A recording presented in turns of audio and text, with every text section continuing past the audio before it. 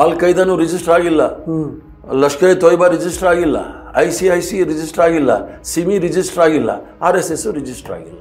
ಸಾಂಸ್ಕೃತಿಕ ಸಂಘಟನೆ ಅಂದರೆ ಹೇಳಿ ಏನು? ಸಾಂಸ್ಕೃತಿಕ ಸಂಘಟನೆ ಅಂದರೆ ದೊಣ್ಣೆ ತಿರುಗಿಸೋದಾ, ತಲವಾರ್ ತಿರುಗಿಸೋದಾ, ಲೆಜಿಮ್ ತಿರುಗಿಸೋದಾ, ಅಥವಾ ಬಾಂಬ್ ಮಾಡೋದಾ? ಸಾಂಸ್ಕೃತಿಕ ಸಂಘಟನೆ ಅಂತ ಏನು ಅಂತ ನೀವು ಹೇಳಿಲ್ವಲ್ಲ. ಭಾರತ್ ಮಾತಾ ಕಿ ಜೈ ಅನ್ನೋದು ಸಾಂಸ್ಕೃತಿಕ ಸಂಘಟನೆ ಆಗೋದಿಲ್ಲ. ನಂದೇನು ಅಂದರೆ ದೇಶದ ಸ್ಥಿತಿ ಏನು ಬಂದಿದೆ ಅಂದರೆ, ದೇಶದ ಪ್ರಧಾನಮಂತ್ರಿ ಡಿಗ್ರಿ ಸರ್ಟಿಫಿಕೇಟ್ ಇಲ್ಲ. ಈ ದೇಶದ ಮುಂಚೂಣಿ ಪ್ರಪಂಚದೇ ದೊಡ್ಡ ಸಂಘಟನೆ, ಶ್ರೀಮಂತ ಸಂಘಟನೆ, ಅದಕ್ಕೂ ರಿಜಿಸ್ಟ್ರೇಷನ್ ಸರ್ಟಿಫಿಕೇಟ್ ಇಲ್ಲ. ಅಂದರೆ ಇವ್ರದ್ದು ಹುಟ್ಟೇನು ಅಂತ ಯಾರಿಗೂ ಸಹ ಗೊತ್ತಿಲ್ಲ. ನಿಗೂಢ. ಇಟ್ಲಿಗೆ ಹೋಗಿ ಮುಸ್ಸೋಲಿನಿನ ಭೇಟಿ ಮಾಡಿ ಈ ನಾಜಿ ಫ್ಯಾಸಿಸಮ್ ವಿಚಾರದಲ್ಲಿ ಆಳವಾಗಿ ಅದನ್ನು ಸ್ಟಡಿ ಮಾಡಿ ಯಾವ್ಯಾವ ರೀತಿ ನಾವು ಕೂಡ ಇದೇ ರೀತಿ ಮಾಡಬೇಕು ಅಂಥೇಳಿ ಇಟಲಿಯಿಂದ ತೆಗೆದುಕೊಂಡು ಬಂದು ಫ್ಯಾಸಿಸಮ್ ಯಾವ ರೀತಿ ಇರುತ್ತೆ ಅಂಥೇಳಿ ಮೊದಲನೆಯ ಬೋನ್ಸಾಲ್ ಮಿಲಿಟರಿ ಸ್ಕೂಲ್ನ ಪ್ರಾರಂಭ ಮಾಡ್ತಾರೆ ನಾಸಿಕಲ್ಲಿ 1930 ಇಸ್ವಿನಲ್ಲಿ. ಆದರೆ ಸಂಪೂರ್ಣವಾಗಿ ಭಾರತೀಯ ಜನತಾ ಪಾರ್ಟಿಗೇನಿದೆ, ಜನಸಂಘ ಮೊದಲು, ಹಿಂದೂ ಮಹಾಸಭಾ, RSS ಇವೆಲ್ಲವೂ ಸಹ ಸ್ವತಂತ್ರ ಹೋರಾಟದ ವಿರುದ್ಧ ಇದ್ದು ಬ್ರಿಟಿಷರ ಪರವೇ ಇದ್ದಂಥ ಸಂಘಟನೆ. ಆದ್ದರಿಂದ ಇವರು ಸ್ವತಂತ್ರ ಹೋರಾಟದ ವಿರುದ್ಧ ಇದ್ದ ಸಂಘಟನೆ. ಆದ್ದರಿಂದ ಇವರು ದೇಶದ ಬಗ್ಗೆ ಯಾರಿಗೂ ದೇಶಭಕ್ತಿ, ರಾಷ್ಟ್ರಭಕ್ತಿ ಭಕ್ತಿ ಬಗ್ಗೆ ಪಾಠ ಮಾಡೋದು ಅವಶ್ಯಕತೆ ಇಲ್ಲ ಅಂತ ಹೇಳಿ ನನ್ನ ಭಾವನೆ. 1947ನೇ ಇಸ್ವಿ ನಾವು ಸ್ವತಂತ್ರ ಬಂದ ಸ್ವಲ್ಪ ಬರೋದಕ್ಕಿಂತ ಮೊದಲು 47ನೇ ಇಸ್ವಿ ಜುಲೈಯಲ್ಲಿ ಆರ್ಗನೈಸರ್ ಪತ್ರಿಕೆಯಲ್ಲಿ ಬರೆದಿದ್ದಾರೆ ಏನಂತ, ಈ ರಾಷ್ಟ್ರದಲ್ಲಿ 3 ಬಣ್ಣ ಅಶುಭ, ನಾವು ತ್ರಿವರ್ಣ ಧ್ವಜವನ್ನು ನಾವು ಒಪ್ಪಲಿಕ್ಕೆ ಸಾಧ್ಯ ಇಲ್ಲ, ನಮಗೇನಿದ್ರು 2 ಬಣ್ಣದ ಧ್ವಜ ಇಲ್ಲಾಂದರೆ ಭಾಗವ ಧ್ವಜ ಅಂತ ಹೇಳಿ ತ್ರಿವರ್ಣ ಧ್ವಜವನ್ನು ರಿಜೆಕ್ಟ್ ಮಾಡ್ತಾರೆ. ಸುಮಾರು 52 ವರ್ಷಗಳ ಕಾಲ RSS ಕಚೇರಿ ಮೇಲೆ ತ್ರಿವರ್ಣ ಧ್ವಜವನ್ನು ಹಾಸ್ಲಿಕ್ಕೆ ಹೋಗೋದಿಲ್ಲ. ತ್ರಿವರ್ಣ ಧ್ವಜವನ್ನು ಹಾಸ್ಲಿಕ್ಕೆ ಹೋದವ್ರ ಮೇಲೆ ಪೊಲೀಸ್ ಕಂಪ್ಲೇಂಟ್ ಕೊಟ್ಟು ಕೇಸ್ ಬುಕ್ ಮಾಡಿಸಿದ್ದಾರೆ ಇವರು ನಾಗ್ಪುರಲ್ಲಿ. ಆ ನಂತರ ಸಂವಿಧಾನವನ್ನು ಅನುಷ್ಠಾನಕ್ಕೆ ತರಬೇಕು ಅಂತ ಹೇಳಿ ಕಾನ್ಸ್ಟಿಟ್ಯೂಂಟ್ ಅಸೆಂಬ್ಲಿನಲ್ಲಿ ಡಿಬೇಟ್ ಆಗೋ ಸಂದರ್ಭದಲ್ಲಿ ಗೋಲ್ವರ್ಕರ್ ಅವರು ಹೇಳ್ತಾರೆ, ಈ ಸಂವಿಧಾನದಲ್ಲಿ ಯಾವುದೇ ರೀತಿಯ ಭಾರತೀಯತೆ ಇಲ್ಲ, ಎಲ್ಲ ಪಾಶ್ಚಿಮಾತ್ಯ ದೇಶದಿಂದ ತೆಗೆದುಕೊಂಡು ಬಂದಿರತಕ್ಕಂಥ ವಿಚಾರಗಳನ್ನು ಅಳವಡಿಸಿ ನಮಗೆ ಪಾಶ್ಚಿಮಾತ್ಯ ಸಂಸ್ಕೃತಿಯನ್ನು ಕೊಡ್ತಾ ಇದ್ದಾರೆ, ಇದನ್ನು ನಾವು ಒಪ್ಪೋಕ್ಕೆ ಸಾಧ್ಯ ಇಲ್ಲ ಅಂಥೇಳಿ ಗೋಲ್ವರ್ಕರ್ ಆಗಲೇ ಅದನ್ನು ನಿರಾಕರಿಸ್ತಾರೆ. ಇವರು RSS ಅವರು ಯಾಕೆ ರಿಜಿಸ್ಟ್ರೇಷನ್ ಮಾಡಲಿಲ್ಲ ಅಂತ ಹೇಳಿದರೆ, ಇವರು ಹೇಳ್ತಾರೆ ಇಡೀ ಪ್ರಪಂಚದಲ್ಲಿ ಅತಿ ದೊಡ್ಡ ಸಂಘ ಸಂಸ್ಥೆ, ಸದಸ್ಯತ್ವ ಎಲ್ಲಿದೆ? ಇಡೀ ಪ್ರಪಂಚದಲ್ಲಿ ಅತಿ ಶ್ರೀಮಂತ NGO ಅಂತಾರೆ, ಅಕೌಂಟ್ ಎಲ್ಲಿದೆ? ಇಡೀ ದೇಶದಲ್ಲೇ ನಾವು ಶಕ್ತಿಶಾಲಿ ಸಂಘಟನೆ ಅಂತಾರೆ, ಯಾವ ಯುದ್ಧ ಹೋಗಿ ಮಾಡಿದ್ದಾರೆ ಚೈನಾ ಪಾಕಿಸ್ತಾನ ಬಾರ್ಡರಲ್ಲಿ? ಮತ್ತೊಂದು ಕಾರಣ ಏನು ಅಂದರೆ, RSSನವರು ಸಣ್ಣ ಸಣ್ಣ ಮಕ್ಕಳನ್ನು ಸಹ ಈ ಶಾಖೆಗೆ ಸೇರಿಸ್ಕೊಳ್ತಾರೆ, 6 ವರ್ಷ 7 ವರ್ಷದವ್ರನ್ನೆಲ್ಲ. ಇವ್ರು ರಿಜಿಸ್ಟರ್ ಮಾಡಿಸಿದ್ರೆ ಅವ್ರ ಸದಸ್ಯರಾಗಂಥವ್ರು 18 ವರ್ಷದವ್ರು ಮಾತ್ರ ಇರಬೇಕು, 18 ವರ್ಷ ಮೇಲ್ಪಟ್ಟವ್ರು ಇರಬೇಕು. ಇದು ವೈಲೇಷನ್ ಆಫ್ ಹ್ಯೂಮನ್ ರೈಟ್ಸ್. ಮತ್ತು RSS ಅವ್ರದ್ದು ಕೇರಳದಲ್ಲೆಲ್ಲ ನೋಡ್ತಾ ಇದ್ದೀರಲ್ಲ ಯಾವ ರೀತಿ ಅತ್ಯಾಚಾರಗಳು ನಡೀತಾ ಇದೆ ಹುಡುಗರ ಮೇಲೆ ಅಂಥೇಳಿ. ಇವರು RSS ಅನ್ನೋದು ಮುಂಜೆಯವರು ಇದ್ದಾರೆ ನೋಡಿ, ಇದು ಮಿಲಿಟ್ರಿ ಸೆಮಿ ಮಿಲಿಟ್ರಿ ಆರ್ಗನೈಸೇಷನ್ ಮಾಡಿರೋದು ಹಿಂದೂ ಮಹಾಸಭಾಗೆ. ಅದರಲ್ಲಿ ಮಿಲಿಟ್ರಿ ಟ್ರೈನಿಂಗ್ ಇದೆ, ಏನೋ ಕೋಲ್ ತಿರುಗಿಸೋದು, ತಲವಾರ್ ತಿರುಗಿಸೋದು, ಲೆಜಿಮ್ ತಿರುಗಿಸೋದು, ಏನೇನೋ ಮಾಡ್ತಾರೆ. ಮೊನ್ನೆ ಮಾಲೆಗಾಂವ್ ಬ್ಲಾಸ್ಟ್ ಎಲ್ಲ ನೋಡಿದಾಗ ಕರ್ನಲ್ ಅಂತವರೆಲ್ಲ ಹೋಗಿ ಪಿಸ್ತೂಲ್ ಎಲ್ಲ ತೋರಿಸಿ ಮಾಡಿದ್ದಾರೆ. ಆದ್ದರಿಂದ ನಾಳೆ ಏನಾದರೂ ಅವಘಡ ನಡೆದೋಯ್ತು ಅಂದ್ಕೊಳ್ಳಿ, ಅದನ್ನು ಯಾರು ಜವಾಬ್ದಾರರು? ಆವಾಗ ಪೊಲೀಸವ್ರು ಏನು ಮಾಡ್ತಾರೆ, ಅದು ತುಂಬಿಟ್ಟಿದ್ದಾರೆ, ಎಲ್ಲ ಕಡೆ RSS ತುಂಬಿದ್ದಾರೆ. ಪೊಲೀಸವರು FIR ಮಾಡುವಾಗ case against the unknown person, ಆಮೇಲೆ ಯಾರ್ಯಾರು ಸಂಬಂಧ ಇಲ್ಲದಿರೋರ್ನೆಲ್ಲ ಹಿಡ್ಕೊಂಡು ಹೋಗಿ ಕೇಸ್ ಬುಕ್ ಮಾಡೋದು. ಎಷ್ಟು ಸಾವಿರಾರು ಜನ ಜೈಲಲ್ಲಿ ಕೊಳಿತಾ ಇರೋದು ನಾವು ನೋಡ್ತಾ ಇದ್ವಿ. ಈ RSS ಅವರು ದುಡ್ಡು ಯಾವ ರಥ ಬರುತ್ತೆ ಅಂತ ಹೇಳಿದ್ರೆ, ವಿಜಯದಶಮಿ ದಿನ ಗುರುದಕ್ಷಿಣೆ ಅಂತ ಅವ್ರು ಕೊಡ್ತಾರೆ. ಗುರುದಕ್ಷಿಣೆ ಕೊಡೋನು ಒಂದು ಕವರಲ್ಲಿ ಹಾಕಿ ಕೊಡಬೇಕು, ಆ ಶಾಖೆಯಲ್ಲಿ ಇರ್ತಕ್ಕಂಥ ಹೆಡ್ಗೆ ಕೊಡಬೇಕು. ಮತ್ತು ಇನ್ನೊಬ್ಬರು ಅಲ್ಲಿ ಇರ್ತಾರೆ ಮುಖ್ಯಸ್ಥರು, 3 ಜನಕ್ಕೆ ಬಿಟ್ಟರೆ 4ನೇವ್ರಿಗೆ ಗೊತ್ತಿರೋದಿಲ್ಲ 100 ವರ್ಷದಲ್ಲಿ ಕಲೆಕ್ಟ್ ಆಗಿರೋ ಹಣ ಎಷ್ಟು, ಯಾರಿಗೆ ಲೆಕ್ಕ ಕೊಟ್ಟಿದ್ದೀರಿ? ಜಂಡೇಲ್ ವಾಲನ್ ಅಂತ ಡೆಲ್ಲಿನಲ್ಲಿ RSS ಹೆಡ್ ಕ್ವಾರ್ಟರ್ಸ್ ಇದೆ, 700 ಕೋಟಿ ರೂಪಾಯಿ ಕಟ್ಟಿದ್ದಾರೆ. ಎಲ್ಲಿಂದ ಕಟ್ಟಿದ್ರಿ? ಬೆಂಗಳೂರು ನಗರದಲ್ಲಿ 3-4 ಶಾಖೆಗಳು, ರಾಷ್ಟ್ರೋತ್ಥಾನ ಪರಿಷತ್ತು ಇವೆಲ್ಲ ಕಟ್ಕೊಂಡಿದ್ದಾರಲ್ಲ, ಹಣ ಎಲ್ಲಿಂದ ಬಂತು? ಯಾರು ಕೊಟ್ಟರು? ಇದನ್ನು ಲೆಕ್ಕ ಕೊಡಿ.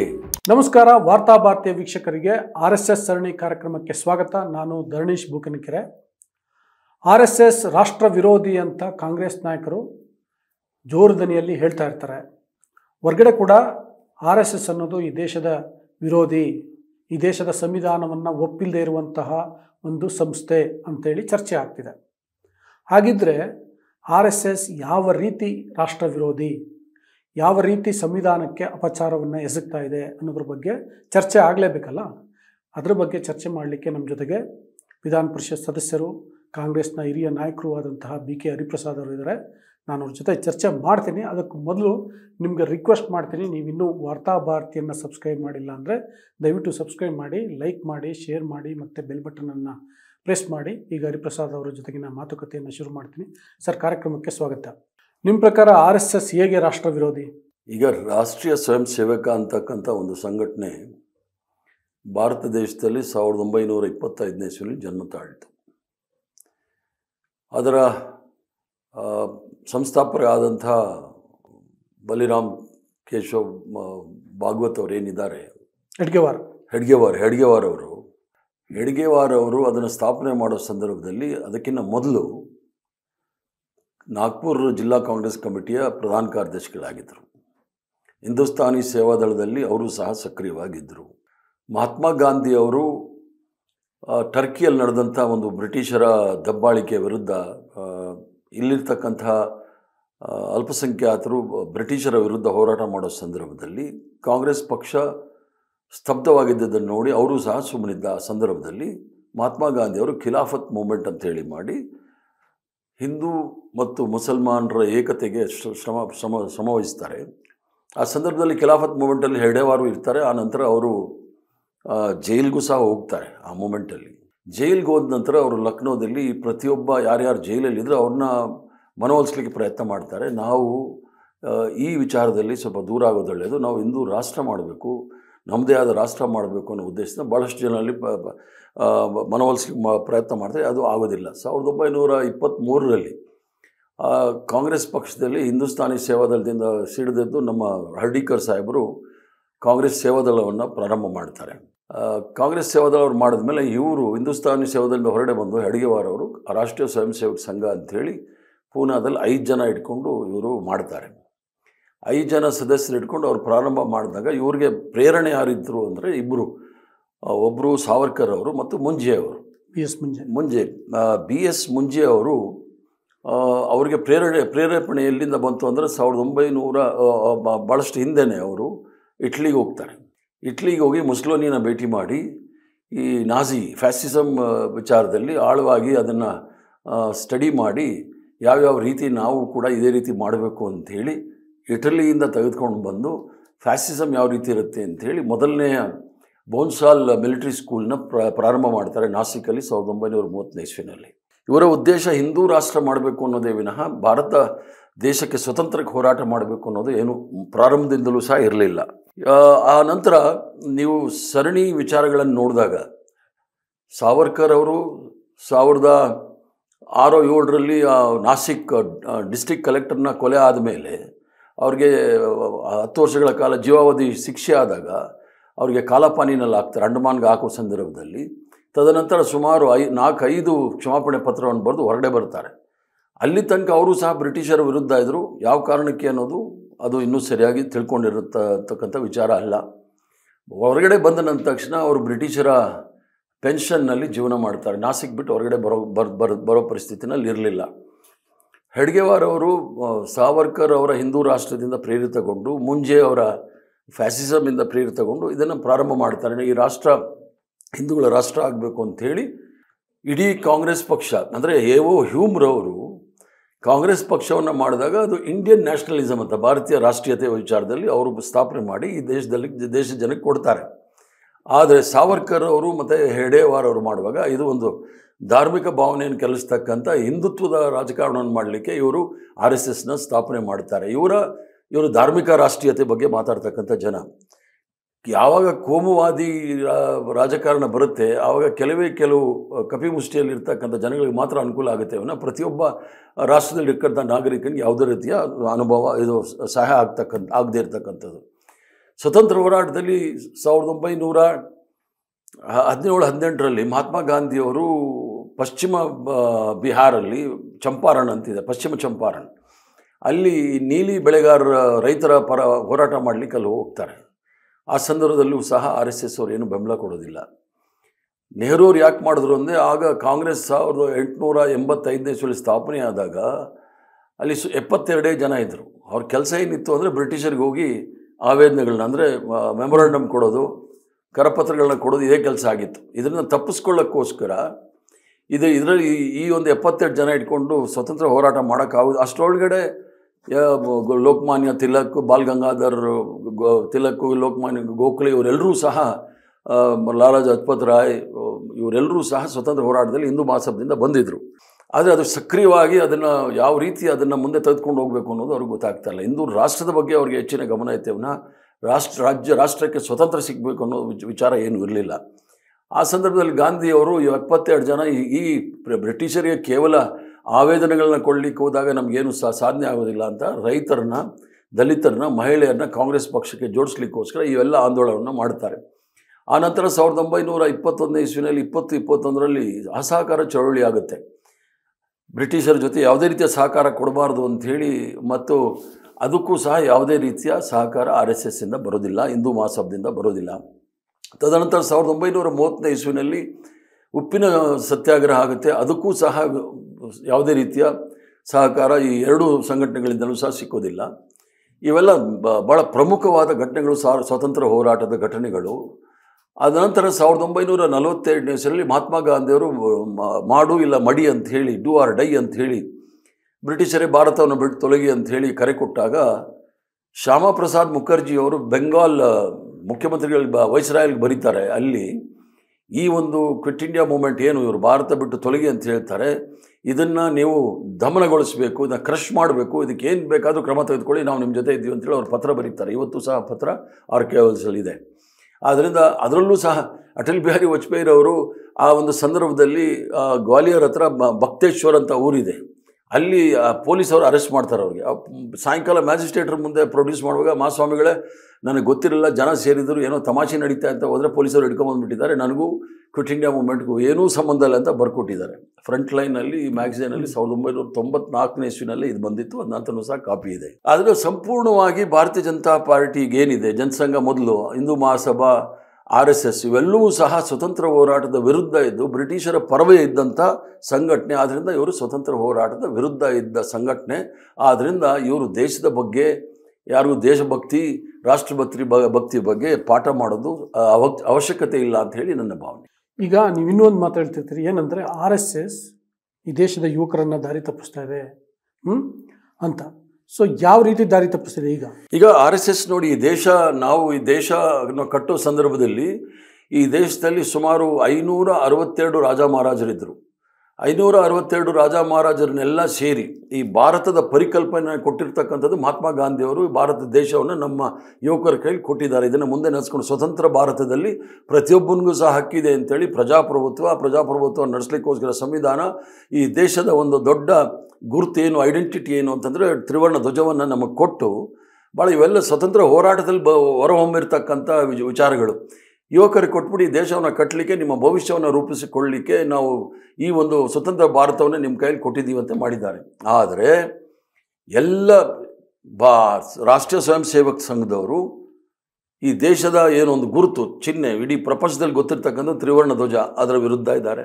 ಹೇಗೆ 1947 ಇಸ್ವಿ ನಾವು ಸ್ವತಂತ್ರ ಸ್ವಲ್ಪ ಬರೋದಕ್ಕಿಂತ ಮೊದಲು 47 ಇಸ್ವಿ ಜುಲೈಯಲ್ಲಿ ಆರ್ಗನೈಸರ್ ಪತ್ರಿಕೆಯಲ್ಲಿ ಬರೆದಿದ್ದಾರೆ. ಏನಂತ, ಈ ರಾಷ್ಟ್ರದಲ್ಲಿ 3 ಬಣ್ಣ ಅಶುಭ, ನಾವು ತ್ರಿವರ್ಣ ಧ್ವಜವನ್ನು ನಾವು ಒಪ್ಪಲಿಕ್ಕೆ ಸಾಧ್ಯ ಇಲ್ಲ, ನಮಗೇನಿದ್ರು 2 ಬಣ್ಣದ ಧ್ವಜ, ಇಲ್ಲಾಂದರೆ ಭಾಗವ ಧ್ವಜ ಅಂತ ಹೇಳಿ ತ್ರಿವರ್ಣ ಧ್ವಜವನ್ನು ರಿಜೆಕ್ಟ್ ಮಾಡ್ತಾರೆ. ಸುಮಾರು 52 ವರ್ಷಗಳ ಕಾಲ RSS ಕಚೇರಿ ಮೇಲೆ ತ್ರಿವರ್ಣ ಧ್ವಜವನ್ನು ಹಾಸ್ಲಿಕ್ಕೆ ಹೋಗೋದಿಲ್ಲ. ತ್ರಿವರ್ಣ ಧ್ವಜವನ್ನು ಹಾಸ್ಲಿಕ್ಕೆ ಹೋದವ್ರ ಮೇಲೆ ಪೊಲೀಸ್ ಕಂಪ್ಲೇಂಟ್ ಕೊಟ್ಟು ಕೇಸ್ ಬುಕ್ ಮಾಡಿಸಿದ್ದಾರೆ ಇವರು ನಾಗ್ಪುರಲ್ಲಿ. ಆ ನಂತರ ಸಂವಿಧಾನವನ್ನು ಅನುಷ್ಠಾನಕ್ಕೆ ತರಬೇಕು ಅಂತ ಹೇಳಿ ಕಾನ್ಸ್ಟಿಟ್ಯೂಂಟ್ ಅಸೆಂಬ್ಲಿನಲ್ಲಿ ಡಿಬೇಟ್ ಆಗೋ ಸಂದರ್ಭದಲ್ಲಿ ಗೋಲ್ವರ್ಕರ್ ಅವರು ಹೇಳ್ತಾರೆ, ಈ ಸಂವಿಧಾನದಲ್ಲಿ ಯಾವುದೇ ರೀತಿಯ ಭಾರತೀಯತೆ ಇಲ್ಲ, ಎಲ್ಲ ಪಾಶ್ಚಿಮಾತ್ಯ ದೇಶದಿಂದ ತೆಗೆದುಕೊಂಡು ಬಂದಿರತಕ್ಕಂಥ ವಿಚಾರಗಳನ್ನು ಅಳವಡಿಸಿ ನಮಗೆ ಪಾಶ್ಚಿಮಾತ್ಯ ಸಂಸ್ಕೃತಿಯನ್ನು ಕೊಡ್ತಾ ಇದ್ದಾರೆ, ಇದನ್ನು ನಾವು ಒಪ್ಪಕ್ಕೆ ಸಾಧ್ಯ ಇಲ್ಲ ಅಂಥೇಳಿ ಗೋಲ್ವರ್ಕರ್ ಆಗಲೇ ಅದನ್ನು ನಿರಾಕರಿಸ್ತಾರೆ. ಆ ಸಂದರ್ಭದಲ್ಲಿ ನಿರಾಕರಿಸಿದ ನಂತರ ಮತ್ತು ಇವರೆಲ್ಲೂ ಸಹ ರಾಷ್ಟ್ರಗೀತೆಗೆ ಗೌರವ ಕೊಡೋದಿಲ್ಲ. ದೇಶ ಅಂತ ಹೇಳಿದ ಮೇಲೆ ಯಾವುದಾದ್ರೂ ಒಂದು ಐಡೆಂಟಿಟಿ ಇರುತ್ತಲ್ಲ, ಭಾರತ ದೇಶ, ಇಂಡಿಯನ್, ಭಾರತೀಯರು ಅಂಥೇಳಿ, ಅದರದ್ದು ಯಾವುದೇ ಐಡೆಂಟಿಟಿ ಅವ್ರು ಒಪ್ಪಕ್ಕೆ ತಯಾರಿಲ್ಲ. ಆದ್ದರಿಂದ ಯುವಕರಿಗೆ ತಪ್ಪು ದಾರಿಗೆ ತೆಗೆದುಕೊಂಡು ಹೋಗಲಿಕ್ಕೆ ಮೂಢನಂಬಿಕೆಗಳನ್ನು ತುಂಬಿಸ್ತಾ ಇದ್ದಾರೆ.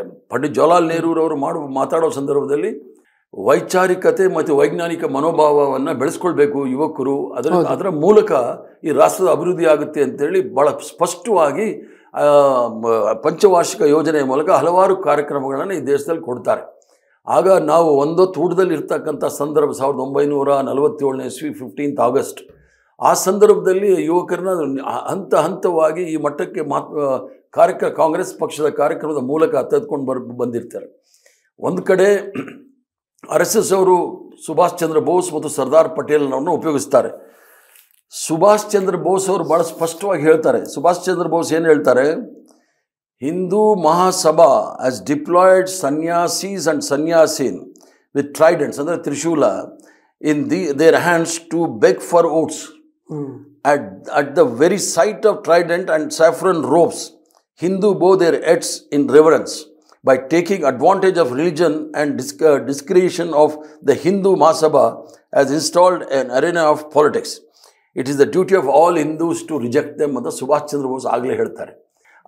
ಆ ನಂತರ ನೀವು ಸರ್ದಾರ್ ಪಟೇಲ್ರದ್ದು ಇವರು ಐಕಾನ್ ಸರ್ದಾರ್ ಪಟೇಲ್ ಅವರು ಏನು ಹೇಳ್ತಾರೆ, ನಮ್ಮ BM ಬಿರ್ಲಾ ಅವರು ಸರ್ದಾರ್ ಪಟೇಲ್ ಅವರಿಗೆ ಒಂದು ಪತ್ರ ಬರೀತಾರೆ. ನಾವು ಸ್ವತಂತ್ರ ಹೋರಾಟದ ಮಂಚೂಣಿಯಲ್ಲಿ ಬಂದ್ಬಿಟ್ಟಿದ್ದೀವಿ, ಈಗ ಕಟ್ಟಗಡೆಯ ಇದಕ್ಕೆ ಬಂದಿದ್ದೀವಿ, ಈಗ ನಾವು ಹಿಂದೂ ರಾಷ್ಟ್ರ ಮಾಡ್ಬೋದು ಅಂಥೇಳಿ BM ಬಿರ್ಲಾದವರು ಆವಾಗ ಕಾಂಗ್ರೆಸ್ ಪಕ್ಷಕ್ಕೆ ಭಾಳಷ್ಟು ಸಹಾಯ ಮಾಡಿದಂಥವ್ರು ಅವ್ರ ಪತ್ರ ಬರೋ ಸಂದರ್ಭ 10 ಜೂನ್ 47 ಅವ್ರು ಬರೀತಾರೆ, I do not think it will be possible to consider Hindustan as a Hindu state because here we have 7 more religions and too many castes, and we can't just confine to one religion in this country.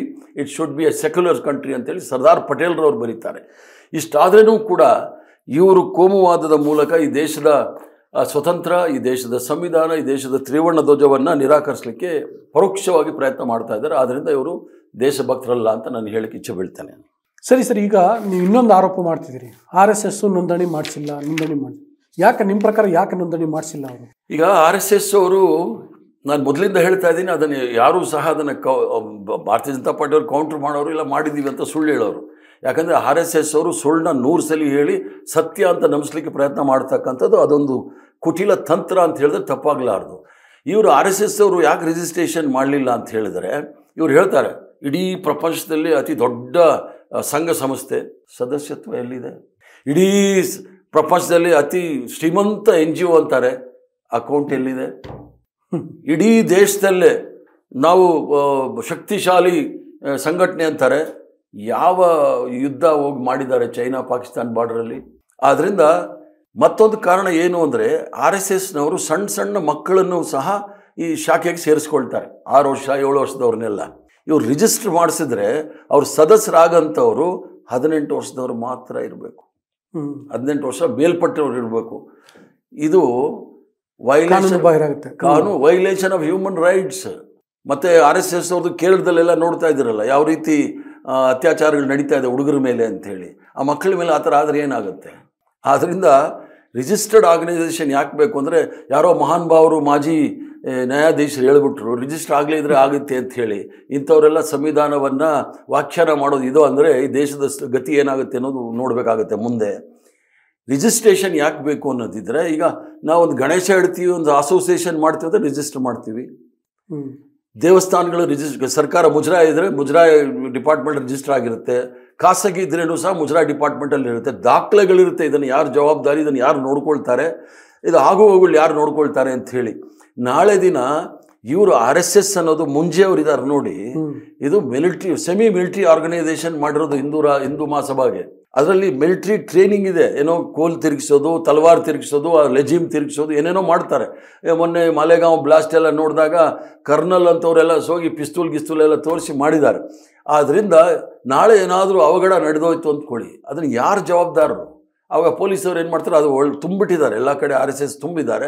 ಪೊಲೀಸವರು FIR ಮಾಡುವಾಗ case against the unknown person. ಆಮೇಲೆ ಯಾರ್ಯಾರು ಸಂಬಂಧ ಇಲ್ಲದವ್ರನ್ನೆಲ್ಲ ಹಿಡ್ಕೊಂಡು ಹೋಗಿ case book ಮಾಡೋದು, ಎಷ್ಟೋ ಸಾವಿರಾರು ಜನ ಜೈಲಲ್ಲಿ ಕೊಳಿತಾ ಇರೋದು ನಾವು ನೋಡ್ತಾ ಇದ್ವಿ. ಆದ್ದರಿಂದ ಒಂದು ಜವಾಬ್ದಾರಿಯುತ ಆರ್ಗನೈಸೇಷನ್ ಅಂದರೆ, ಒಬ್ಬ ಪ್ರಜಾಪ್ರಭುತ್ವದಲ್ಲಿ ಜನಗಳಿಗೆ ಗೊತ್ತಾಗಬೇಕು ನಿಮ್ಮ ಸಂಘಟನೆ ಏನು ಅಂತ ಹೇಳಿ. ಭಾಳ ಸ್ಪಷ್ಟವಾಗಿ ಹೇಳಿ ನಿಮ್ಮ ಮೆಂಬರ್ಶಿಪ್ ಏನಿದೆ, ಆಬ್ಜೆಕ್ಟ್ಸ್ ಆ್ಯಂಡ್ ಏಮ್ಸ್ ನಿಮ್ದು ಏನಿದೆ ಅಂತ ಹೇಳಿ, ಧ್ಯೇಯ ಉದ್ದೇಶಗಳೇನು ಅನ್ನೋದನ್ನು ಹೇಳಿ, ನಿಮಗೆ ದುಡ್ಡು ಎಲ್ಲಿಂದ ಬರುತ್ತೆ ಅಂತ ಹೇಳಿ. ಯಾಕಂದರೆ ಈ RSS ಅವರು ದುಡ್ಡು ಯಾವ ರಥ ಬರುತ್ತೆ ಅಂತ ಹೇಳಿದ್ರೆ, ವಿಜಯದಶಮಿ ದಿನ ಗುರುದಕ್ಷಿಣೆ ಅಂತ ಅವ್ರು ಕೊಡ್ತಾರೆ. ಗುರುದಕ್ಷಿಣೆ ಕೊಡೋನು ಒಂದು ಕವರಲ್ಲಿ ಹಾಕಿ ಕೊಡಬೇಕು. ಆ ಶಾಖೆಯಲ್ಲಿ ಇರ್ತಕ್ಕಂಥ ಹೆಡ್ಗೆ ಕೊಡಬೇಕು. ಮತ್ತು ಇನ್ನೊಬ್ಬರು ಅಲ್ಲಿ ಇರ್ತಾರೆ ಮುಖ್ಯಸ್ಥರು. 3 ಜನಕ್ಕೆ ಬಿಟ್ಟರೆ 4ನೇವ್ರಿಗೆ ಗೊತ್ತಿರೋದಿಲ್ಲ 100 ವರ್ಷದಲ್ಲಿ ಕಲೆಕ್ಟ್ ಆಗಿರೋ ಹಣ ಎಷ್ಟು, ಯಾರಿಗೆ ಲೆಕ್ಕ ಕೊಟ್ಟಿದ್ದೀರಿ. ಯಾರೋ ಬಡವ 25,000 ರೂಪಾಯಿ ಬ್ಯಾಂಕಲ್ಲಿ ಲೋನ್ ಕೊಟ್ಟಿಲ್ಲ ಅಂದರೆ ಅವ್ನ ಮನೆ ಮುಂದೆ ರಿಕವರಿ ಬ್ಯಾಂಡ್ ಓಡಿಸ್ತೀರಿ. ನೀವು ಇಷ್ಟು ವರ್ಷ ಅವ್ರು ಮಾಡಿದ್ದೀರಲ್ಲ, ಈ ಹಣ ಎಲ್ಲಿಂದ ಬಂತು? ಜಂಡೇಲ್ ವಾಲನ್ ಅಂತ ಡೆಲ್ಲಿನಲ್ಲಿ RSS ಹೆಡ್ ಕ್ವಾರ್ಟರ್ಸ್ ಇದೆ, 700 ಕೋಟಿ ರೂಪಾಯಿ ಕಟ್ಟಿದ್ದಾರೆ. ಎಲ್ಲಿಂದ ಕಟ್ಟಿದ್ರಿ? ಬೆಂಗಳೂರು ನಗರದಲ್ಲಿ 3-4 ಶಾಖೆಗಳು, ರಾಷ್ಟ್ರೋತ್ಥಾನ ಪರಿಷತ್ತು ಇವೆಲ್ಲ ಕಟ್ಕೊಂಡಿದ್ದಾರಲ್ಲ, ಹಣ ಎಲ್ಲಿಂದ ಬಂತು? ಯಾರು ಕೊಟ್ಟರು? ಇದನ್ನ ಲೆಕ್ಕ ಕೊಡಿ. RSS ಅವ್ರದ್ದು ನಮ್ಮದು ಬೇರೆ ಏನು RSS ನೀವು ರಿಜಿಸ್ಟರ್ ಮಾಡಿ, ನೀವು ಏನು ಬೇಕಾದರೂ ಮಾಡಿ. ನಾಳೆ ಹೆಚ್ಚು ಕಮ್ಮಿ ಆದರೆ ಪ್ರಜಾಪ್ರಭುತ್ವದಲ್ಲಿ ನಿಮ್ಮನ್ನು ನಾವು ಜವಾಬ್ದಾರಿ, ನೀವು ಕಾರಣ ಅಂತ ನಾವು ಹೇಳ್ಬೋದು. ಆದ್ದರಿಂದ ಅದು ರಿಜಿಸ್ಟರ್ ಆಗದೆ ಇರ್ತಕ್ಕಂಥ ಸಂಘಟನೆ ಆದರೆ ಅದಕ್ಕೇನಂತಾರೆ ಕನ್ನಡದಲ್ಲಿ? ಭೂಗತ ಸಂಘಟನೆ ಅಂತಾರೆ. ಈಗ ಆಲ್ ಖೈದಾನು ರಿಜಿಸ್ಟರ್ ಆಗಿಲ್ಲ, ಲಷ್ಕರ್ ತೊಯ್ಬಾ ರಿಜಿಸ್ಟರ್ ಆಗಿಲ್ಲ, ICIC ರಿಜಿಸ್ಟರ್ ಆಗಿಲ್ಲ, ಸಿಮಿ ರಿಜಿಸ್ಟರ್ ಆಗಿಲ್ಲ, RSS ರಿಜಿಸ್ಟರ್ ಆಗಿಲ್ಲ. ನಿಮ್ಮ ಪ್ರಕಾರ RSS ತಾಲಿಬಾನು ಒಂದು ರಾಜಕೀಯ ಪಕ್ಷ ಅಫ್ಘಾನಿಸ್ತಾನ. ನಿಮ್ಮ ಪ್ರಕಾರ RSS ಕೂಡ ಭಯೋತ್ಪಾದಕ ಸಂಘಟನೆ? ನಾನು ಭಯೋತ್ಪಾದಕ ಅಂತಲ್ಲ, ಭೂಗತ ಸಂಘಟನೆ ಅಂತ ಹೇಳ್ತೀನಿ. ಅಲ್ಲ, ಬಟ್ ಆಲ್ ಖೈದಾ ಅದು ಅವರು ರಿಜಿಸ್ಟರ್ ಆಗಿಲ್ಲ. ನೀವು ಅವ್ರ ಜೊತೆ ಅವೆಲ್ಲ ಭಯೋತ್ಪಾದಕ ಸಂಘಟನೆ. ಈಗ ಭಯೋತ್ಪಾದಕ ಸಂಘಟನೆಗಳು ರಿಜಿಸ್ಟರ್ ಮಾಡಲ್ಲ. ನೀವು ಮಾಡದೇ ಇದ್ರೆ ಮುಂದಿನ ದಿನಗಳಲ್ಲಿ ನಿಮ್ಮನ್ನು ಅದೇ ತರ ತಿಳ್ಕೊಳ್ತಾರೆ ಜನ ಅಂತ ನನ್ನ ಭಾವನೆ. ಸರಿ, ನೀವು ಆಗ RSSನ ಆದಾಯದ ಮೂಲ ಬಗ್ಗೆ ಮಾತಾಡ್ತಾ ಇದ್ರಿ ಸರ್. ನಿಜ ಅದು ಹೆಂಗೆ ದುಡ್ಡು ಹೆಂಗೆ ಬರುತ್ತೆ, ಹೆಂಗೆ ಕಲೆಕ್ಟ್ ಮಾಡ್ತಾರೆ, ಅವ್ರ ಲೆಕ್ಕಪತ್ರ ಹೆಂಗಿರ್ತವೆ?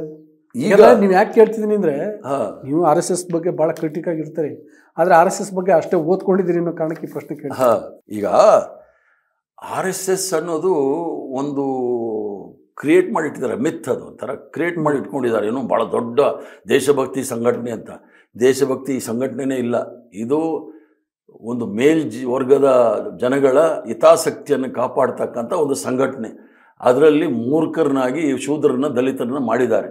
ಅವ್ರಿಗೆ ಕೀಳರಿಮೆಯನ್ನು ಮೂಡಿಸಿ ಅವರನ್ನು ಕಾಲಾಳುಗಳಾಗಿ ಮಾಡಿ ಅವ್ರಿಗೆ ಯಾವ ರೀತಿ ಬೇಕೋ ಅದನ್ನು ಉಪಯೋಗಿಸ್ಕೊಳ್ತಾ ಇದ್ದಾರೆ. ಜೈಲಿಗೆ, ಕೊಲೆ ಮಾಡೋಕ್ಕೆ, ಕೊಲೆ ಆಗೋಕ್ಕೆ ಎಲ್ಲ ಸಿಕ್ಕೋದು ದಲಿತರು, OBCಗಳೇ. ಆದ್ದರಿಂದ ಇವ್ರಿಗೆ ನೀವು ಯಾವುದೇ ಒಬ್ಬ ದಲಿತರನ್ನ ಇಲ್ಲಾಂದರೆ ಹಿಂದುಳಿದ ವರ್ಗದವ್ರು ಮಾತಾಡಿ, ಯಾಕ್ರಿ ಜೈಲಿಗೆಲ್ಲ? ಇಲ್ಲ ಸರ್, ಅವ್ರು ಬಂದು ಅಡ್ವೊಕೇಟ್ ಎಲ್ಲ ಹಾಕಿ ಇದು ಬಿಡಿಸ್ತಾರೆ ಸರ್, ದುಡ್ಡು ಯಾರು ಕೊಡ್ತಾರೆ? ಅವರೇ ಕೊಡ್ತಾರೆ ಸರ್. ಅಂದರೆ ಇಷ್ಟು ಮುಗ್ಧ ಜನಗಳನ್ನ ಎಕ್ಸ್ಪ್ಲಾಯ್ಟ್ ಮಾಡ್ತಾರೆ. ಇವ್ರದ್ದೇನು ಅಂದರೆ, RSS ಅವರು ಕೇವಲ ಅಲ್ಪಸಂಖ್ಯಾತರ ವಿರೋಧಿಗಳಲ್ಲ. RSS ಅವರು ಈ ಒಂದು ಪ್ರಜಾಪ್ರಭುತ್ವದ ವ್ಯವಸ್ಥೆಗೆ ವಿರುದ್ಧ ಇರತಕ್ಕಂಥವ್ರು. ಪ್ರಜಾಪ್ರಭುತ್ವ ವ್ಯವಸ್ಥೆನಲ್ಲಿ ಏನು ಅಂದರೆ, ಮಹಾತ್ಮ ಗಾಂಧಿಯವರ ಪ್ರಕಾರ ಸಮಾಜದಲ್ಲಿರ್ತಕ್ಕಂಥ ಕಟ್ಟಕಡೆ ಪಂಕ್ತಿಯಲ್ಲಿ ಕೂತ್ಕೊಂಡಿರ್ತಕ್ಕಂಥ ವ್ಯಕ್ತಿಯ ಕಣ್ಣುರಿಸ್ತಕ್ಕಂಥ ಕೆಲಸವೂ ಕೂಡ ಸರ್ಕಾರದ ಮೂಲಕ ನಡಿಬೇಕು ಅನ್ನೋದೇ ಮೂಲ ಉದ್ದೇಶ ಪ್ರಜಾಪ್ರಭುತ್ವದಲ್ಲಿ. By the people, for the people, to the people ಅಂತ. ಆದರೆ ಅದನ್ನು ತದ್ವಿರುದ್ಧವಾಗಿರ್ತಕ್ಕಂಥವ್ರು. ಯಾಕಿದು ಧರ್ಮಾಧಾರಿತ ರಾಜಕಾರಣ ಇವರು ಮಾಡ್ತಾ ಇಲ್ಲ. ಸುಷ್ಮಾ ಸ್ವರಾಜ್ ಅವರು 2000 ಇಸ್ವಿನಲ್ಲಿ ಭೋಪಾಲಲ್ಲಿ ಹೇಳ್ತಾರೆ, ಅಯೋಧ್ಯ ಇದು ಬಾಬರಿ ಮಸ್ಜಿದ್ದು ಕೆಡವಿರೋದು, ಅದು ಅಯೋಧ್ಯ, ಅದು ಧಾರ್ಮಿಕ ಹೋರಾಟ ಅಲ್ಲ, ಅದು ರಾಜಕೀಯ ಹೋರಾಟ ಅಂತ ಹೇಳಿ. ಮತ್ತು ಸುದರ್ಶನ್ ಅವರು ಇರ್ಬೋದು, MM ಜೋಶಿ ಅವರು ಇರ್ಬೋದು, ಈ ಸಂವಿಧಾನವನ್ನು ಬದಲಾವಣೆ ಮಾಡಬೇಕು ಅಂತಲೂ ಭಾಳ ಸ್ಪಷ್ಟವಾಗಿ ಹೇಳಿದ್ದಾರೆ. ಆದ್ರೂ ಸಹ ಜನಗಳು ಅರ್ಥ ಮಾಡ್ಕೊಳ್ತಾ ಇಲ್ಲ ಅಂದರೆ ನನಗೆ ಆಶ್ಚರ್ಯ. ಸರ್, ಈಗ RSS ಏನು ಹೇಳುತ್ತೆ, ಅದನ್ನು ಸಾಂಸ್ಕೃತಿಕ ಸಂಘಟನೆ ಅಂತ ಹೇಳುತ್ತೆ. ಇದು ನೀವು ಯಾವ ರೀತಿ ನೋಡ್ತೀರಿ? ಸಾಂಸ್ಕೃತಿಕ ಸಂಘಟನೆ ಅಂದರೆ ಹೇಳಿ, ಏನು ಸಾಂಸ್ಕೃತಿಕ ಸಂಘಟನೆ ಅಂದರೆ? ದೊಣ್ಣೆ ತಿರುಗಿಸೋದಾ, ತಲವಾರು ತಿರುಗಿಸೋದಾ, ಲೆಜಿಮ್ ತಿರುಗಿಸೋದಾ, ಅಥವಾ ಬಾಂಬ್ ಮಾಡೋದಾ? ಸಾಂಸ್ಕೃತಿಕ ಸಂಘಟನೆ ಅಂತ ಏನು ಅಂತ ನೀವು ಹೇಳಿಲ್ವಲ್ಲ. ಭಾರತ್ ಮಾತಾ ಕಿ ಜೈ ಅನ್ನೋದು ಸಾಂಸ್ಕೃತಿಕ ಸಂಘಟನೆ ಆಗೋದಿಲ್ಲ. ಮಾಡೋ ಕೆಟ್ಟ ಕೆಲಸ ಎಲ್ಲ ಮಾಡಿ ಭಾರತ್ ಮಾತಾ ಕಿ ಜೈ. ಅದೇ ಗಾದೆ ಹೇಳ್ತಾರಲ್ಲ, 100 ಇಲಿ ತಿಂದ್ಬಿಟ್ಟು ಬೆಕ್ಕು ತೀರ್ಥಯಾತ್ರೆಗೆ ಹೋಯ್ತು ಅಂತ. ಆಗಿನ ಕತೆ ಇದು. ವಯಸ್ಸಲ್ಲಿ ಮಾಡಬಾರ್ದು ಮಾಡಿ ಮುಪ್ಪಲ್ಲಿ ಜಪ ಮಾಡಿಸ್ಕೊಂಡ್ರು ಅಂದ ಹಿಂಗೆ ಇವ್ರ ಕತೆ. ಇವರು ಸಾಂಸ್ಕೃತಿಕ ಸಂಘಟನೆ ಅಂತ ಹೇಳಿದ್ರೆ ಯಾವುದಾದ್ರೂ ಈ ರಾಷ್ಟ್ರದ ಕಲೆ, ಸಾಹಿತ್ಯ ಇದ್ರ ಬಗ್ಗೆ ಜನಗಳಿಗೆ ಉತ್ತೇಜನ ಕೊಟ್ಟಿದ್ದಾರಾ? ನೀವು ಇದನ್ನು ಪ್ರಾಕ್ಟೀಸ್ ಮಾಡಿ, ದೇವಸ್ಥಾನದಲ್ಲಿ ಹೋಗಿ ಪೂಜೆ ಪುನಸ್ಕಾರಗಳು ಮಾಡಿ ಅಂತ ಹೇಳಿದಾರಾ? ಅಥವಾ ನೀವು ಮಠಗಳಿಗೆ ಹೋಗಿ ಅಲ್ಲಿರ್ತಕ್ಕಂಥ ಸತ್ಸಂಗ್ನ ಕೇಳಿ ಅಂತ ಹೇಳ್ತಾರ? ಅದನ್ನೆಲ್ಲ ಮಾಡ್ತಿರ್ತಾರಲ್ಲ ಯಾರು? ಅವ್ರೇನು ಮಾಡೋದಿಲ್ಲ. ಅವ್ರು ಯಾರು ದೇವಸ್ಥಾನದಲ್ಲಿ ಮಾಡೋದೆಲ್ಲ ಎಲ್ಲ ಸರ್ಕಾರಿ ದೇವಸ್ಥಾನಗಳೇ ಇರೋದು. ಅಲ್ಲಿ ಪೂಜಾರಿಗಳಿಗೆ ಸಂಬಳ ಕೊಟ್ಟು ಇಟ್ಟಿರ್ತೀವಿ ಸರ್ಕಾರ, ಅದು ಕೂಡ ಜನಗಳ ತೆರಿಗೆಯಿಂದ ಅವ್ರಿಗೆ ಸಂಬಳ ಕೊಡೋದು. ಅಲ್ಲಿ ಬರ್ತಕ್ಕಂಥ ಹುಂಡಿ ಹಣದಿಂದ ಬರ್ದು ಅವ್ರಿಗೆ ಹೋಗೋ ತಟ್ಟೆ ಕಾಸು ಮಾತ್ರ. ದೇವಸ್ಥಾನಗಳು ನಡೀತಾ ಇದೆ. ಯಾರೂ ಸಹ ಇದ್ದು ತನಕ ನಾನು ಸಹ ವಿದ್ಯಾರ್ಥಿ ದೆಸೆಯಿಂದ ವಿರುದ್ಧ ಮಾಡ್ಕೊಂಡು ಬರ್ತಾ ಇದ್ದೀನಿ. ABVP RSS ಇವಕ್ಕೆಲ್ಲ ಯಾವೊಂದು ನಾಯಕರು ಸಹ ನೀವು ದೇವಸ್ಥಾನಕ್ಕೆ ಹೋಗಿ ದೇವ್ರಿಗೆ ಪೂಜೆ ಮಾಡಿ ಅಲ್ಲಿ ಒಳ್ಳೆ ಸಂಸ್ಕೃತಿ ಸಂಸ್ಕಾರ ಕಲೀರಿ ಅಂತ ಹೇಳಲಿಲ್ಲ. ಮತ್ತೇನು ಹೇಳ್ತಾರೆ? ಏನು ಹೇಳ್ತಾರೆ? ಅದೇ ದ್ವೇಷದ ರಾಜಕಾರಣವನ್ನು ಮಾಡೋದು ಈ ದೇಶದಲ್ಲಿ. ಮೊನ್ನೆ ಕೂಡ ಅವನು ಅಮಿತ್ ಶಾ ತಡಿಪಾರ್ ಹೋಗ್ಬಿಟ್ಟು ಬಿಹಾರಲ್ಲಿ ಭಾಷಣ, 50% ಮುಸ್ಲಿಂ ಜನಸಂಖ್ಯೆ ಏರ್ಬಿಟ್ಟಿದೆ ಅಂತ ಹೇಳಿ. ಒಬ್ಬ ಗೃಹ ಸಚಿವ ಈ registrar of census government of ಇಂಡಿಯಾದಿದೆ ನೋಡಿ, ಅಲ್ಲಿ ದಾಖಲೆ ಭಾಳ ಸ್ಪಷ್ಟವಾಗಿ ಹೇಳುತ್ತೆ. ಅಲ್ಪಸಂಖ್ಯಾತರ ಜನಸಂಖ್ಯೆ 14%, ಕ್ರಿಶ್ಚಿಯನ್ಸ್ನ ಪರ್ಸೆಂಟೇಜು 1.6, ಅವ್ರದ್ದು 0.4% ಕಮ್ಮಿ ಆಗಿದೆ. ಅಲ್ಪಸಂಖ್ಯಾತರು ಅಂದರೆ ಯಾರು? ಅದನ್ನು ಸಹ ಇವರು ಬರೀ ಕೇವಲ ಅವರ ಬಂಚ್ ಆಫ್ ಥಾಟ್ಸಲ್ಲಿ ಬರೆದಿದ್ದಾರೆ. ಈ ದೇಶದ ಒಳ ಶತ್ರುಗಳು ಯಾರು ಅಂತ ಹೇಳಿದ್ರೆ ಅಲ್ಪಸಂಖ್ಯಾತರದ್ದು 2 ಧರ್ಮ ಮತ್ತು ಕಮ್ಯುನಿಸ್ಟವರು ಅಂತ ಹೇಳಿದ್ದಾರೆ. ಇವರು ಯಾವ ಥರದ ಶತ್ರುಗಳು? ಈ ದೇಶದ ಈ ಐಕ್ಯತೆ, ಈ ದೇಶದ ಸಂವಿಧಾನ, ಈ ದೇಶದ ತ್ರಿವರ್ಣ ಧ್ವಜ, ರಾಷ್ಟ್ರದ ಗೀತೆಗೆ ವಿರುದ್ಧ ಇರ್ತಕ್ಕಂಥವ್ರು ಇವರೇ ಶತ್ರುಗಳು ಅಂತ ಹೇಳಿ ನನ್ನ ಭಾವನೆ. ಸರ್, ಈಗ ಮತ್ತು ನೀವು RSSನ ಬ್ಯಾನ್ ಮಾಡ್ತೀವಿ ಅಂತೇನೋ ಹೇಳ್ತಿದ್ರಲ್ಲ, ಏನಾದ್ರು ಆಗುತ್ತಾ? ಸಾಧ್ಯ ಆಗುತ್ತಾ? ಈಗ ಈಗ ನೀವು ಇಷ್ಟೊತ್ತು ಎಕ್ಸ್ಪ್ಲೇನ್ ಮಾಡಿದ್ದೇನು ಬಂದೆ. RSSನ ಬ್ಯಾನ್ ಮಾಡೋದು ಪ್ರಶ್ನೆ ಯಾಕೆ ಅಂತ ಹೇಳಿದ್ರೆ, ಈಗಾಗಲೇ 3 ಸಲ ಬ್ಯಾನ್ ಆಗಿತ್ತು. ಸರ್ದಾರ್ ವಲ್ಲಭಾಯ್ ಪಟೇಲ್ರವರು ಬ್ಯಾನ್ ಮಾಡಿದ ಮೇಲೆ ಗೋಲ್ವರ್ಕರ್ ಅವ್ರ ಹತ್ರ ಹೋಗ್ತಾರೆ, ಬ್ಯಾನ್ ಲಿಫ್ಟ್ ಮಾಡಿ ಅಂತ, ಕ್ಷಮೆ ಆಗಿದೆ, ಇನ್ನು ಮುಂದೆ ಆಗೋದಿಲ್ಲ ಅಂತ. ಆವಾಗ ನಿಮ್ಮ ಸಂವಿಧಾನವನ್ನು ಕೊಡಿ, ರಾಷ್ಟ್ರೀಯ ಸ್ವಯಂ ಸೇವಕ ಸಂವಿಧಾನ ಅಂತೇಳಿ ಆ ಸಂವಿಧಾನವನ್ನು ಕೊಡ್ತಾರೆ. ಅದು ಭಾರತ ದೇಶದ ಕ್ಯಾಬಿನೆಟ್ ರಿಜೆಕ್ಟ್ ಮಾಡುತ್ತೆ. ಅದೇ ಸಂದರ್ಭದಲ್ಲಿ 1947ನೇ ಇಸ್ವಿ ಡಿಸೆಂಬರ್ 8ನೇ ತಾರೀಕು ಗೋಲ್ವರ್ಕರ್ ಅವ್ರು ಹೇಳ್ತಾರೆ, ಯಾಕಂದರೆ ಪಾಕಿಸ್ತಾನ ಇಂಡಿಯಾ ಡಿವೈಡ್ ಆದಮೇಲೆ ಪಾಕಿಸ್ತಾನಕ್ಕೆ 55 ಕೋಟಿ ರೂಪಾಯಿ ಕೊಡಬೇಕಾಗಿತ್ತು. ಮಹಾತ್ಮ ಗಾಂಧಿ ಅವ್ರು ಹೇಳ್ತಾರೆ, ನಾವು ಏನು ಬ್ರಿಟಿಷರ ಮಧ್ಯಸ್ಥಿಕೆಯಲ್ಲಿ ಒಪ್ಕೊಂಡಿದ್ದೀವಿ, ಆಸ್ತಿ ವಿಭಜನೆ ಆಗೋ ಸಂದರ್ಭದಲ್ಲಿ ಅದನ್ನು ನಾವು ಮಾತ್ರ ರೀತಿ ನಡ್ಕೋಬೇಕಾಗುತ್ತೆ, ಅದು ಸಣ್ಣ ರಾಜ್ಯ, ನಾವು ಬಿಡ್ಬೇಕು. ಆಗ ಗೋಲ್ವರ್ಕರ್ ಅವರು ಡಿಸೆಂಬರ್ 8, 1947ನೇ ಇಸ್ವಿನಲ್ಲಿ ಹೇಳ್ತಾರೆ, ಗಾಂಧಿ ಅವರು ಇದೇ ರೀತಿ ಪಾಕಿಸ್ತಾನಕ್ಕೆ ಬೆಂಬಲ ಕೊಟ್ಕೊಂಡು ಹೋದರೆ ಅವ್ರನ್ನ ನಿಶಬ್ದ ಮಾಡೋದು ಹೆಂಗೆ ಅಂತ ನಮಗೆ ಗೊತ್ತು ಅಂತ. ಅದಾದ 3 ವಾರದ ನಂತರ ಮಹಾತ್ಮ ಗಾಂಧಿಯವರ ಕೊಲೆ ಗೋಡ್ಸೆ ಅಂತ ಒಬ್ಬ ಈ ದೇಶದ ಪ್ರಪ್ರಥಮ ಭಯೋತ್ಪಾದಕ ಟೆರರಿಸ್ಟು ಕೊಲೆ ಮಾಡ್ತಾನೆ.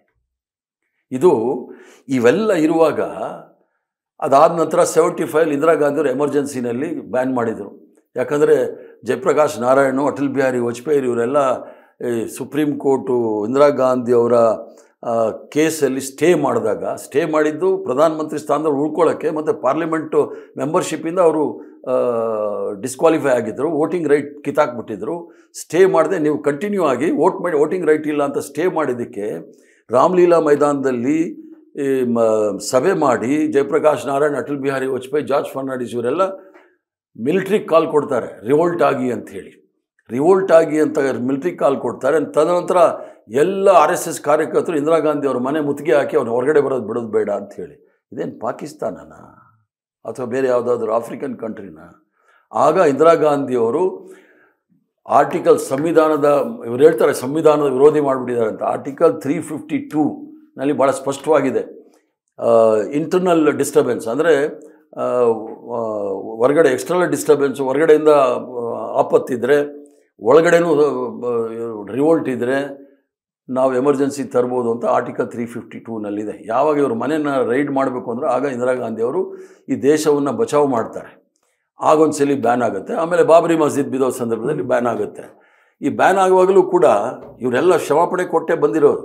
ಈ ದೇಶವನ್ನು ನಾವು ಶಾಂತಿ ಪ್ರಿಯರು ಅಂತಾರೆ. ಯಾವುದಾದ್ರೂ ಒಂದು ಈ ಸುಮಾರು 5 ಕಮಿಷನ್, ಯಾವುದು ತೆಲ್ಲಿಚೇರಿ, ಅಹಮದಾಬಾದ್, ಜಬಲ್ಪುರ್, ಆಮೇಲೆ ಭಿವಾಂಡಿ, ಒಟ್ಟು 5 ಕಮಿಷನ್ನ ನೇಮಕ ಮಾಡ್ತಾರೆ. 5 ಕಮಿಷನ್ ಕೂಡ ಇವ್ರನ್ನ ದೋಷಿ ನಿಲ್ಲಿಸುತ್ತೆ ಈ ಕಮ್ಯುನಲ್ ಇದರಲ್ಲಿ.